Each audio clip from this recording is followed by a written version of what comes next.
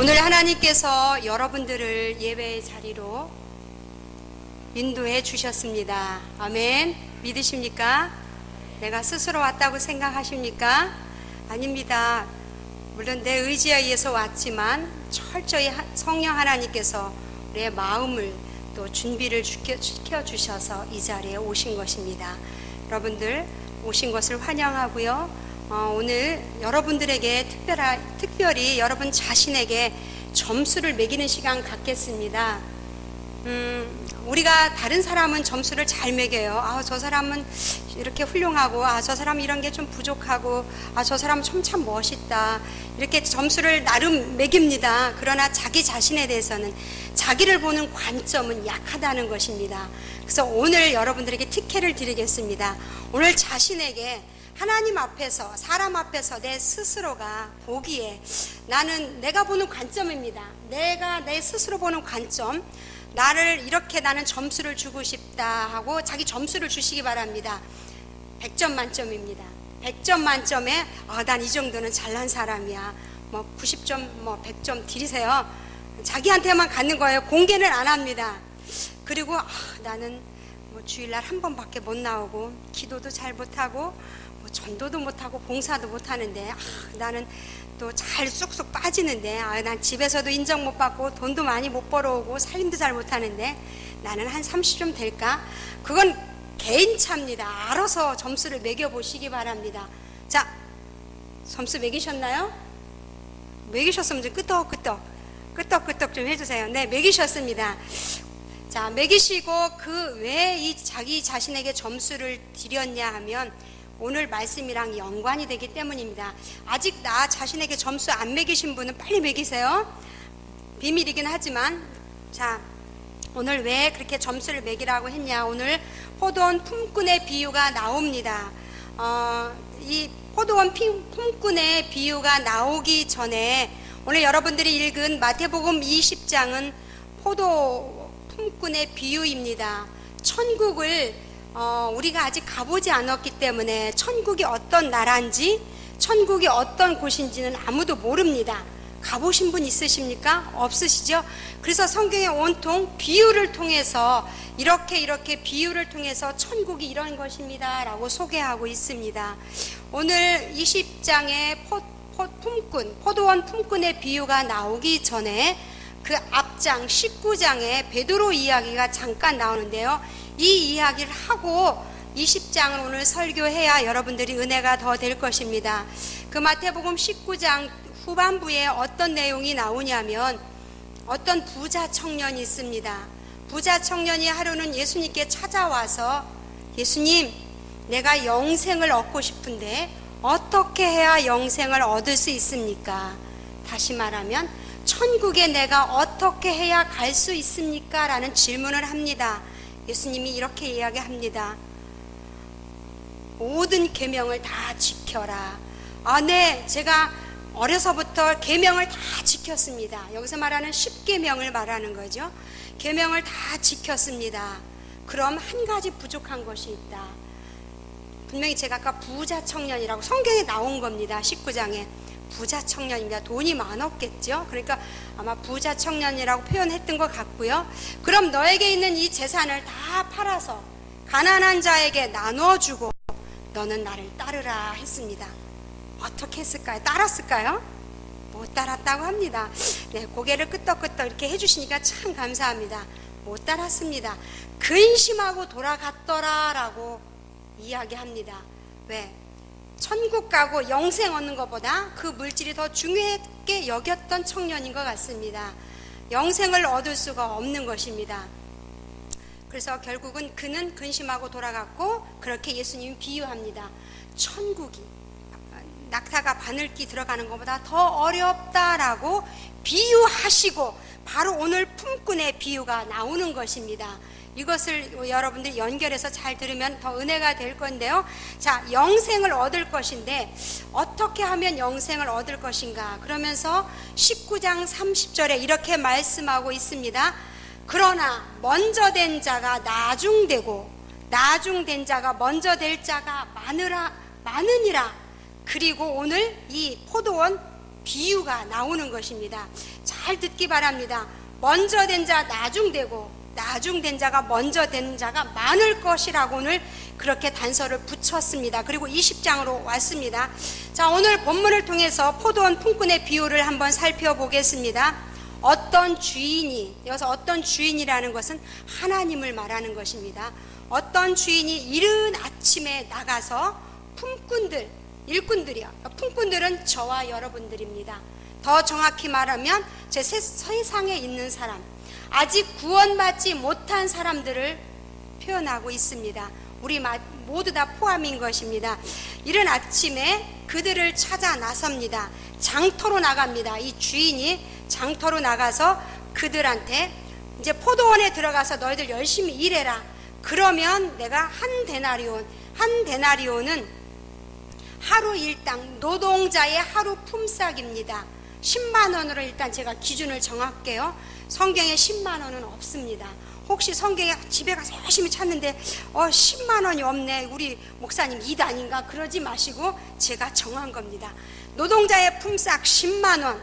그렇게 해야 여러분들이 오늘 말씀을 들을 때요 쭉쭉쭉 이해가 되십니다. 자, 그렇게 해서 내가 한 데나리온씩 10만 원씩 줄 테니까 포도원에 들어가라. 그리고 갔더니 이제 그 주인이 장터라고 나옵니다. 장터에 갔더니 9시에 갔더니 놀고 있는 사람이 있어요. 그래서 그 9시에 그 사람을 보내드립니다. 포도밭에 가서, 포도원에 가서 일하라. 그러면 한 데나리온 10만 원을 줄 테니까, 그래서 9시에 들여보냅니다. 그리고 또 한참 지나서 또 장터에 가봤더니 또 놀고 있는 사람이 있었어요. 그때가 정오 12시입니다. 여기 제 6시로 나오죠. 성경에 제 6시는 12시입니다. 그 다음에 또 제 9시가 나옵니다. 9시는 오후 3시, 우리나라 시간으로 3시입니다. 그렇게 해서 12시에 나온 사람, 3시에 나온 사람 함께 포도원으로 너희들도 들어가라. 내가 일당을 줄게. 들여보냈습니다. 그리고 한참 이들은 열심히 일을 했겠죠. 하루 일당을 벌어야 되니까.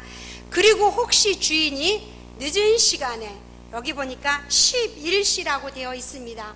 혹시나 해서 11시, 우리나라 시간 오후 5시입니다. 5시에 장터로 또 갔습니다. 주인이. 그랬더니 그 사람이 놀고 있었습니다. 여전히 장터에서 놀고 있는 걸 묻습니다. 너는 여기 너희니까 여러 사람이 있었던 것 같습니다. 너희는 어찌하여 종일토록 놀고 있느냐? 그러니까 이 품꾼이 대답합니다. 나를 품꾼으로 쓰는 이가 없습니다. 내가 일할 자리가, 다시 말해서 없습니다. 그래? 그럼 내가 너를 들여보낼게. 그리고 그 5시에 그 품꾼을 포도원으로 들여보냅니다. 자, 그러면 이제 4번에 걸쳐서 품꾼들이 다 들어갔습니다. 오전 9시, 정오 12시, 3시, 5시 모두 다 품꾼들은 다 포도밭에 가서 열심히 하루 일을 수고하는 것입니다. 그러면 하루 일당 10만 원을 이제 받는 것입니다. 그리고 다 들여보냈습니다. 자, 근데 여기서 문제가 생겼습니다. 8절에 보니까 뭐라고 말씀하고 있어요? 저물었어요. 자, 우리 출근 시간은 보통 8시에서 6시, 이스라엘도 마찬가지예요. 고대도 마찬가지였습니다. 보통은 8시에 출근해서 6시 퇴근하는 게 통상 우리의 출퇴근 시간입니다. 자, 그렇다면 아까 5시에 들여보낸 사람 결론적으로 몇 시간 일했습니까? 1시간밖에 일하지 않았습니다. 9시에 들어간 사람 너무 많은 시간을 일했습니다. 어찌 보면 굉장히 불공평하다고 생각이 될 것입니다. 상상력을 발휘하시고 이 말씀을 들으셔야 더 은혜롭게 됩니다. 자, 1시간 일했습니다. 그리고 이제 저물었습니다. 저물매, 주인이 청지기에게 하루 품삯을 주라고 명령합니다. 그래서 주인은 아까 하나님이라고 말씀드렸고 청지기는 예수 그리스도를 말하는 것입니다. 지금으로 말하면 팀장님이겠죠. 그죠? 팀장님 내지는 반장님. 하루 인력소에 가서 일했는데 팀장님이 다 이제 이렇게 다들 오세요. 오늘 다 일했으니까 자, 오늘 하루 일당 드리겠습니다 하고 이제 돈가방을 가지고 왔겠죠. 그러니까 이분들이 막 줄 서는 겁니다. 이제 하루 품삯을 받아야 되니까. 누구한테? 주인한테. 그래서 줄을 섰어요. 줄을 쫙 섰는데 잠시 여러분 그걸 상상을 해보시기 바랍니다. 지금 내가 하루 일하고 어쨌건 9시에 왔든 5시에 왔든 하루 품삯을 받으려고 줄 서 있는 그 모습. 근데 참 아이러니하게 오늘 주인이 이렇게 말합니다. 줄 섰을 때 맨 먼저 온 사람이 1번, 그 다음에 12시에 온 사람이 2번, 3시에 온 사람이 3번, 뭐 이렇게 줄 서 있을 거예요. 우리가 보통은 그렇게 줄 서죠. 뭐 맨 앞자리 앉듯이 그렇게 섰는데 오늘 주인이 그렇게 말합니다. 저 늦게 온 자부터 돈을 주어라. 그러니까 앞에 일찍 온 사람은 좀 불공평한 것 같아요. 기분 나빠요. 아유 뭐 그래 똑같이 받으면 되지 뭐 이렇게 생각했을 거예요. 근데 늦게 온 자부터 월급을 주라는 거예요. 근데 늦게 온 사람이 딱 앞자리 1번으로 줄 섰습니다. 그리고 돈가방을 착 열어서 5만 원짜리 수표가 아니지, 5만 원짜리 현금 지폐 2장을 딱 주는 거예요. 그러니까 늦게 와서 결론은 1시간밖에 일하지 않았는데 그 사람에게 조금 줄 알았어요. 우리 생각으로. 그렇죠? 제 생각인가요? 여러분들 그렇게 생각하지 않습니까? 저는 공평한 걸 되게 좋아합니다. 저 사람은 1시간밖에 일 안 했으니까 아마 한 2만 원 주겠지 했는데 10만 원, 한 데나리온을 똑같이 주는 거예요. 자, 아침 9시에 나온 사람 억울해요? 안 억울해요? 무지 억울해요. 공감 100배죠? 저는 공감 100배예요. 공감합니다. 아니 괜찮아.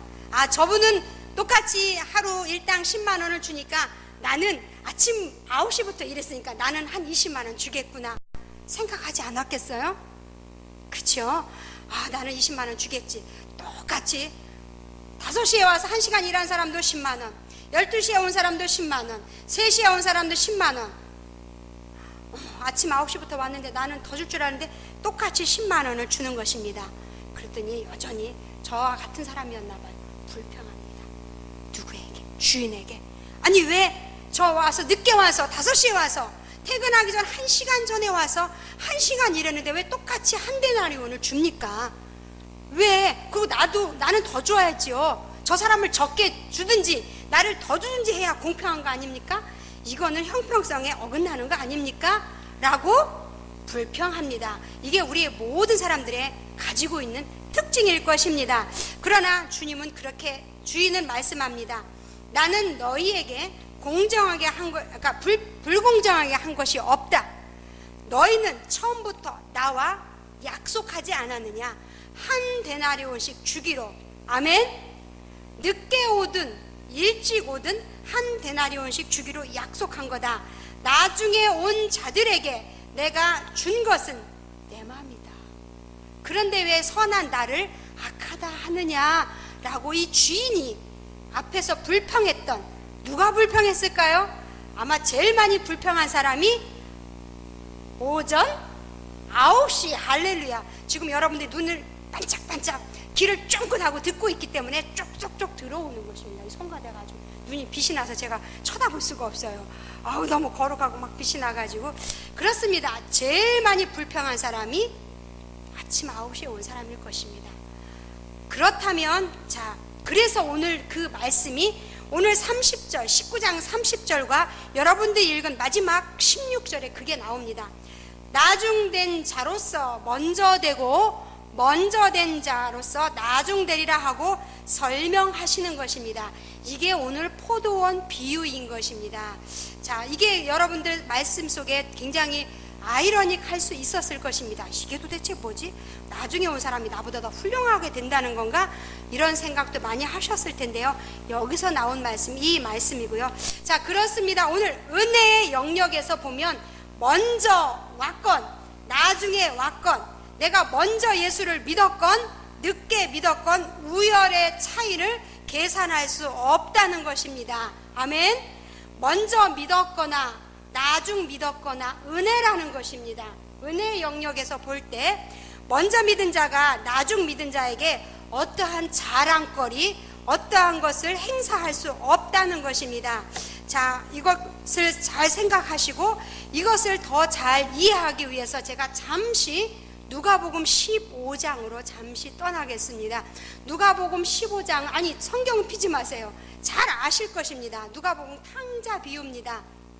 어떤 아버지에게 두 아들이 있었는데 첫째 아들은 아버지랑 늘 아버지 곁에서 열심히 일했습니다. 둘째 아들은 아버지 아버지의 간섭이 싫어서 아버지 재산을 나에게 주세요. 미리 주세요. 그래가지고 재산 분깃을 받아가지고 허랑방탕하게 살았다라고 누가복음 15장에 기록하고 있습니다.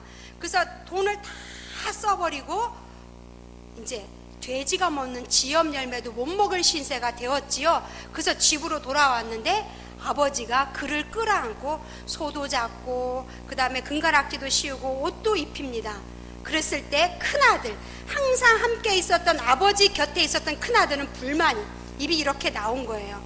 아니 뭐야, 쟤는 돈 다 갖다가 허랑방탕하게 다 쓰고 왔는데 아버지가 안겨주고 소도 잡아주고 옷도 입히고 금가락지 씌워주는데 나는 아빠 옆에서 맨날 풍꾼같이 일했는데 염소 새끼 안 잡아주고 불만이 많은 것입니다. 잘 이해하시기 바랍니다. 연결해서 비슷하지요? 포도원 품꾼 오전에 9시에 나온 사람이랑 큰아들이랑 비슷하지요? 5시에 나온 사람이랑 탕자랑 지금 비슷한 것입니다. 다 연결고리가 되시죠? 자, 그래서 오늘 그 아버지는 그렇게 이야기합니다. 불만을 털어놨을 때, 얘야, 큰아들에게 내 것이 다 내 것이다. 너는 다 나와 함께 있었지 않았냐? 쟤는 둘째 아들은 죽었다가 살아왔으니 너무 삐지지 마, 이 얘기예요. 결론은 그렇게 하고 그 아버지가 그들을 품습니다. 그리고 내가 저 둘째 아들은 잃었다가 찾았다라고 그 은혜를 그 아들에게 이야기합니다. 자, 포도원 비유의 가장 큰 기준이 무엇입니까? 바로 오늘 은혜인 것입니다. 아멘. 주님의 은혜, 하나님의 은혜. 과연 이 포도원 비유를 통해서 오늘 우리에게 주시고자 하는 이 말씀은 은혜입니다. 그렇다면 무엇이 은혜입니까? 불공평한 그것이 은혜입니까? 아닙니다. 오늘 이 성경 본문을 통해서 과연 은혜라고 말하는데 이 은혜의 기준이 무엇인지 오늘 제가 3가지로 말씀드리겠습니다. 첫 번째입니다. 놀고 서 있는 자들을 포도원으로 데려온 것이 은혜입니다. 4절입니다. 아멘. 자, 놀고 있었다. 자, 장터에서 놀고 있었다. 구원받지 못한 백성들을 말하는 것입니다. 아직 교회 안으로 들어오지 못한, 어찌 보면 거기에서는 아까 제가 노동자로 일했지만 일할 것이 없는 것, 그것도 은혜가 아닙니다. 일을 해서 품삯을 벌어서 가정을 먹여 살리고 가정 생활 경제를 꾸려 나가는 것이 은혜입니다. 물론 그것 노동의 은혜지만 여기서 구원의 은혜는 교회 밖에 있는 사람들, 그 사람들을 교회로 불러들여 주신 것입니다. 아멘. 큰 은혜입니다. 놀고 있는 우리들을 포도원으로 데려온 것입니다. 자, 그 시대는 일할 것이 없었습니다. 지금도 일할 곳이 너무 없죠. 지금 이른 나이에 퇴직하고 일할 것이 없습니다. 우리 청년들이, 청년 실업자가 너무 많습니다. 일할 곳이 없습니다. 많은 가게들이 문을 닫습니다. 사업이 부도가 납니다. 할 일이 없는 이때에 나를 할 일이 있는 자리로 주인이 넣어주는 거 얼마나 감사합니까? 아멘. 그 후에 가서 뭐 하고 안 하고 이거는 나중 문제입니다. 나를 일할 수 있는 그곳, 정말 인력이 남아도는 그 시대에 일꾼으로 선택됐다는 것은 큰 기쁨이고 큰 은혜인 것입니다. 아멘. 이 은혜를 입는 데는 어떤 포도원에 들어가는 이것은 어떤 자랑도 어떤 그 무엇도 내세울 것이 없는 것입니다. 누구나 다 동등하게 하나님께서, 주인께서 그 은혜로 포도원에 다 들여보냈다는 그 자체가 큰 은혜인 것입니다. 그런데 문제가 생겼지요. 어떤 문제입니까? 왜 나중 온 자를 먼저 온 자 같이 똑같이 주느냐는 거예요. 아까 잠깐 이야기한 것처럼 나중 온 자는 적게 줘야지, 왜 나중 온 자도 똑같이 주고 일찍 온 자 똑같이 주느냐는 이런 싸움인 것입니다. 먼저 온 자가 불평하는 것은 나중에 1시간 일한 사람의 동등한 보상을 받았다는 것이 화가 나는 것입니다.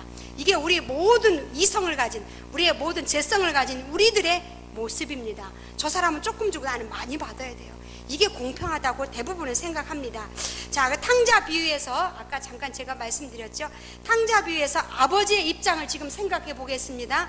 여기 다 부모님들이 많이 계셔서 아마 부모님은 그 아버지 입장을 다 이해할 겁니다. 큰아들에 대한 입장, 집 나간 탕자 입장도 다 이해할 것입니다.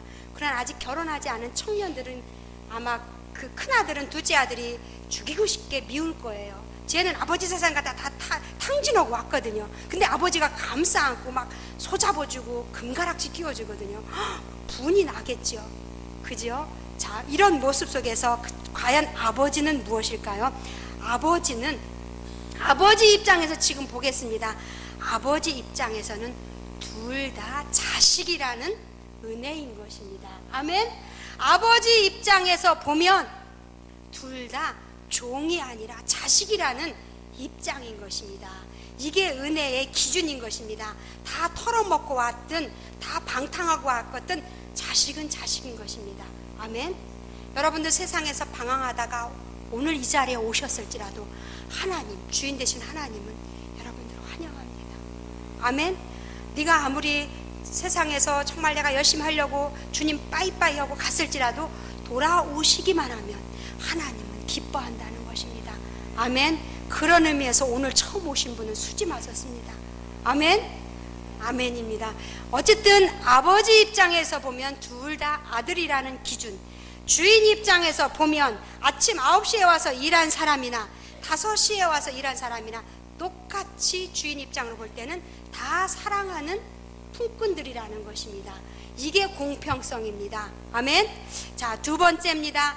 두 번째 은혜의 기준, 먼저 와서 더 오래 일할 수 있었다는 것이 은혜의 기준입니다. 근데 우리는 자, 그렇겠죠. 아침 9시에 온 사람이 어머, 저 사람은 오후 5시에 와서 1시간밖에 일 안 했는데 10만 원 받아가네. 와, 이 사람은 꿀알바다. 요즘에 청년들이 꿀알바라는 얘기를 하더라고요. 꿀알바가 뭐예요? 난 꿀알바가 뭔지 몰랐어요. 아, 꿀 먹는 알바인가? 아니면은 뭐 꿀 파는 데 가서 알바한 건가? 그랬더니 그게 아니라 조금 일하고 보수가 많으면 그게 꿀알바예요. 아멘? 지금 누가 아주 쑥스럽게 웃고 있습니다. 아주 쑥스럽게. 근데 그래, 오늘 꿀알바 했어. 이렇게 얘기하는데 청년들 다 공감하십니까? 지금 청년들이 막 해맑게 막 웃고 있어요. 해맑, 그게 꿀알바라고 합니다. 자, 아마 그 5시에 온 사람은 꿀알바 했어요. 1시간 일하고 10만 원. 아침 9시에 온 사람은 긴 시간 하고 10만 원. 자, 인생이 판이하게 다릅니다. 똑같이 월급은 일당은 받았습니다. 그러나 한 사람은 꿀알바를 했습니다. 자, 이 은혜를 입은 데는 어쨌든 그 꿀알바, 이 꿀알바, 우리는 죄악된 세상에서, 죄악된 자리에서 하나님의 자녀로 부름을 받았습니다. 이것이 은혜입니다. 아멘. 믿는 부모로 인해 부름 받았든, 그 다음에 중간에 고통과 역경과 환난 가운데, 질병 가운데 큰 은혜를 경험하고 부름 받았든, 이 자리에 나와 있는 여러분들은 오신 자체가 은혜인 것입니다. 아멘. 그렇다면 포도원에 들어온 것은 모두 다 은혜의 영역입니다. 아멘. 아까 아버지가 두 아들, 내 아들, 이거 은혜의 영역이고요. 포도원에 다 9시에 왔든 5시에 왔든 다 들어온 자체는 은혜의 영역입니다. 그럼 책임의 영역은 무엇입니까? 9시에 와서 열심히 일했습니다. 자, 오후 5시에 온 사람 1시간밖에 결과적으로 일 안 했죠? 누가 더 열심히 일했을까요? 1시간, 5시에 주인이 들여보냈을 때 6시면 퇴근 시간이라는 건 다 알고 있어요. 워낙 1시간 일해야 되니까 더 열심히 일했을 것 같습니다. 그렇겠죠? 끄떡끄떡. 네, 열심히 일했을 거예요. 자, 그것은 책임의 영역인 것입니다. 들여보내주기까지는 은혜입니다. 교회에 들어온 것 은혜입니다. 그럼 교회에 와서 내가 어떻게 봉사하고 어떻게 훈련하고 어떻게 예배드리고 수고하고 애쓰는 것은 여러분들의 책임 영역이고, 이것은 상급의 문제입니다. 아멘. 상급의 문제, 지금은 은혜를 이야기하고 있는 거예요. 포도원에 들어온 건 자체는 다 은혜지만 포도원에 들어와서 열심히 일한 건 책임 영역이라는 것입니다. 그런데 오늘 베드로가 질문을 딱 합니다. 그 아까 부자 청년 이야기할 때, 자, 그럼 우리가 모든 것을 다 버리고 주를 따랐습니다. 주를 따른 보상이 무엇입니까? 이렇게 질문합니다. 다시 말하면 이런 이야기입니다. 내가 교회를 열심히 다녔습니다. 10년, 20년, 30년, 아니 모태신앙으로 열심히 다녔는데 복은커녕 나에게 들어오는 것이 하나도 없더라. 이런 얘기를 대부분 남편들이 많이 하지 않습니까? 많이 하신 분은 좀 찔리나요? 대부분 이렇습니다. 아내가 그냥 아침에도 가고 새벽에도 가고 뭐 수요일날도 가고 금요일날도 가니까 뭘 그렇게 교회를 열심히 다녀. 하루에 아니 일주일에 한 번씩만 다니면 되지. 지금 고개 숙이는 분들이 있어요. 이렇게 이야기를 합니다. 자, 한 번만 다니지 뭘 이렇게 열심히 다녀. 뭔 축복이 있다고. 우리 교회 열심히 다니고 수십 년 믿었는데도 아무런 복이 없더라. 이런 불만 때로 털어놓지요. 우리 많이 털어놓게 됩니다. 우리는 죄인이고 연약해서 그렇습니다. 그런데 예수님께서 그때 말씀하십니다. 베드로가 질문했을 때 다 버리고 주를 쫓아다녔는데 주님, 우리에게 보상이 무엇입니까? 라고 베드로가 질문하니까 이렇게 대답합니다. 넌 이미 보상을 받았다. 나를 따라다니는 그 자체가 너는 보상이다. 아멘. 포도원에 들어온 것이 보상이다. 내 집에 같이 살고 있었던 것이 보상이다. 아멘. 이해되십니까? 이미 교회 속에 들어온 것, 너는 나와 항상 함께 있었던 것, 포도원에서 일할 수 있게 해준 것, 저 1시간 일하고 10만 원 받은 거 상관하지 말고 네가 일하고 오늘 너 일당 받아간 자체가 보상이고 은혜라는 것입니다. 아멘. 자, 우리 인생은 무엇을 쫓아다니느냐로 결정합니다. 이 무엇을 쫓고 무엇을 생각하고 무엇을 바라보느냐에 따라서 나누어집니다. 우리가 구원받았습니다.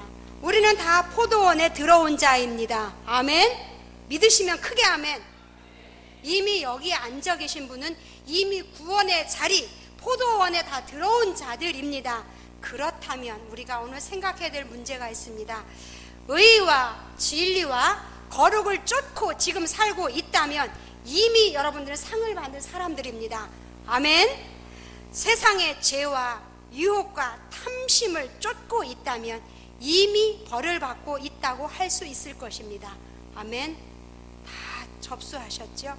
우리는 구원받은 사람, 정말 의와 진리와 거룩을 쫓는 자들이어야 합니다.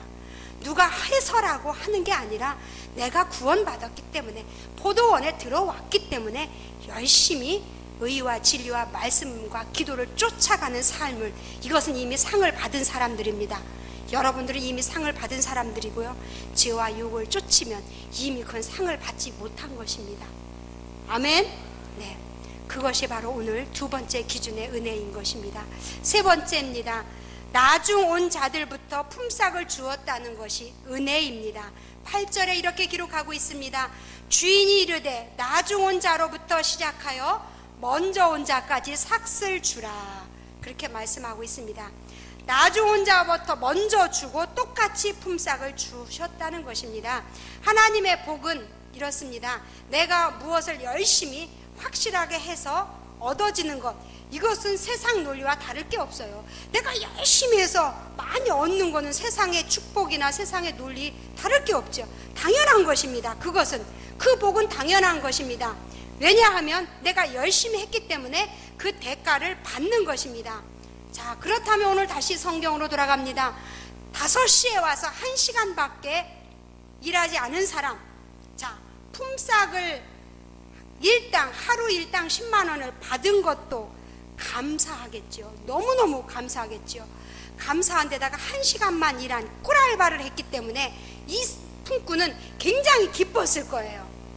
자, 두 가지 불이 나옵니다. 9시에 일한 사람은 기쁨이 있을까요? 똑같이 약속대로 받긴 했지만 아마 기쁨, 은혜는 없을 것입니다. 그러나 오후 5시에 와서 1시간 일하고 10만 원 받았습니다. 엄청 기분 좋을 거예요. 이분들의 삶은 현저하게 다를 것입니다. 이게 바로 은혜 받은 자와 은혜 받지 못한 자의 삶이 갈라지는 것입니다. 아멘. 똑같은 10만 원 일당은 받았을지 모르지만 은혜를 받았고 아니면 내가 열심히 수고하고 애쓰고 노력해서 받았다는 공로주의 사상에 빠지면 이 인생은 다른 것입니다. 삶이 다르다는 것입니다. 이걸 꼭 우리는 기억해야 되는데요. 아마 5시에 와서 1시간 일하고 이 받은 사람은요, 엄청난 은혜를 받았기 때문에 얼마나 그 은혜가 많겠어요. 내가 포도밭에 가서 포도원에 일했는데 1시간 일했는데 10만 원을 받아서 꿀알바야. 야, 우리 한번, 야, 이리 와봐. 우리 내일 저기 포도원에 가서 일하자 하고 열심히 소문을 낼 것입니다. 이게 뭐예요? 전도예요. 아멘. 이게 바로 전도예요. 그리고 교회 자랑입니다. 야, 예본교회 가봐. 너무너무 좋아. 은혜가 많아. 이렇게 이야기하는 거예요. 왜? 이 사람은 은혜가 많거든요. 1시간 일했는데 10만 원 받았거든요. 그러니까 삶이 다른 거예요. 근데 9시에 일한 사람은 똑같이 10만 원 받았는데도 은혜가 없어. 왜? 저 1시간 일한 사람 많이 줬다는 이것 때문에. 이게 우리의 본성이에요. 아멘. 그래서 아까 제가 여러분들에게 점수를 주라고 한 거예요. 자신에게. 자, 그렇습니다. 누구에게 은혜를 받고 사랑을 받았다면 반드시 그 은혜와 사랑을 나누게 되어 있습니다. 나눕니다. 그 5시에 와서 일한 사람은 많은 은혜를 나눴을 거예요. 그러나 아침에 와서 일한 사람은 은혜 없습니다. 대부분 그렇습니다. 자, 그 은혜 안에서, 그 포도원 안에, 은혜 안에서 은혜로 허락된 기회들을 우리들이 보상으로 쌓지 못한다면 먼저 되었으나, 먼저 왔으나 나중 된다는 이 진리입니다. 이해되십니까? 먼저 된 자 나중 되고, 나중 된 자 먼저 되리라. 이 말씀이 같이 맞물리는 것입니다. 그 안에 은혜로 우리에게는 쌓아가야 됩니다. 모태신앙이건 내가 예수를 30년을 믿었건 은혜가 없다면, 여러분들 아무리 내가 그렇게 오래 믿었다 할지라도 그 속에 은혜가 없다면, 하나님의 은혜를 모른다면 눈에 보여지는 축복만으로 자신 또한 남을 과소평가하게 됩니다. 아멘. 자, 여러분들 다 아까 점수 주셨죠? 여러분들이 생각하십시오. 나를 어떻게 과대평가로 90점을 드렸습니까? 100점을 드렸습니까? 나는 아니야, 나는 별 볼 일 없어 해서 뭐 10점 20점 줬어도 여러분들이 나름 생각해 보시기 바랍니다. 우리는 모두 다 어떤 오래 믿고 내가 모태신앙이고 이런 게 중요하지 않습니다. 하나님의 은혜를 기억하냐는 것입니다. 아멘. 우리는 모두 다 그 하나님의 은혜를 잊고 살면 안 되겠습니다. 아멘. 그래서 제가 오늘 그 하나님의 은혜를 잊지 말고 사십시오라고 오늘 로마서 4장 말씀을 잠깐 PPT 화면에 띄우겠습니다. 다 같이 한번 읽어보고 마치겠습니다. 띄워주세요. 자, 로마서 4장 4절 8절인데요. 이 말씀을 집에 가셔서 꼭 한 번, 두 번, 세 번 계속 읽고 묵상해 보시기 바랍니다. 자, 4절에서 8절까지 쭉쭉 읽겠습니다. 시작.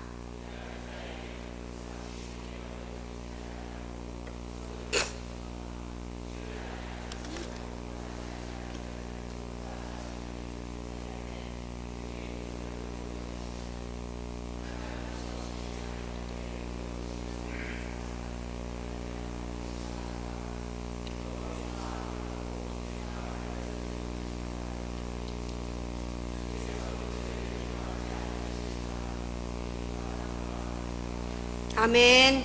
이것들을 제가 설명하면 시간이 많이 딜레이 되니까요. 집에 가서 계속 3번, 4번, 5번 읽다 보면 이해가 되실 것입니다. 이 말씀이 사도 바울이 한 이신칭의의 축복입니다. 저와 여러분들에게 하나님께서 너희들 은혜로, 믿음 은혜로 구원받았고 은혜로 이 자리에 있고 은혜로 살아간다는 이신칭의의 큰 은혜인 것입니다. 이것들을 꼭 여러분들이 생각하시면서 어떤 공로의식이 아니라 정말 내가 이 자리에 앉은 거, 내가 이 자리에 온 거, 이 자리에 예수 믿는다는 그 자체가 큰 은혜와 축복이라는 것을 꼭 믿으시기 바랍니다. 아멘. 서두에 자신에게 몇 점을 주셨나요?